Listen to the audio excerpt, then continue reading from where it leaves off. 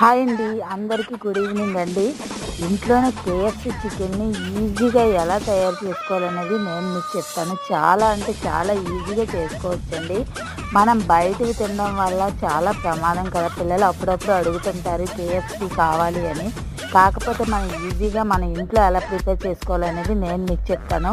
నార్మల్గా అయితే మనం చికెన్ని ఫ్రై చేసుకోవడానికి అల్లం వెల్లుల్లి మసాలా ఉప్పు కారం అలాగే కార్న్‌ఫ్లోర్ వేసి ఫ్రై చేస్తాం కదా. అలా కాకుండా ఆల్రెడీ మనం కొంచెం అల్లం వెల్లుల్లి పేస్టు మసాలా ఉప్పు కారము పెరుగు అన్నీ వేసి లైట్గా వేసి పట్టించి కాసేపు ఫ్రిడ్జ్లో ఉంచిన తర్వాత మనం ఇంట్లో ఉండే బియ్యం పిండి శనగపిండి గోధుమ నూక అన్ని సమపాలలో కొంచెం కొంచెంగా తీసుకొని అందులోనే ధనియాల పొడి ఉప్పు కారం మసాలా అన్నీ వేసి బాగా పొడిలా కలుపుకొని మనం ఇవి డిప్ చేసి ఆయిల్లో ఫ్రై చేసామంటే చాలా అంటే చాలా టేస్టీగా ఉంటుంది.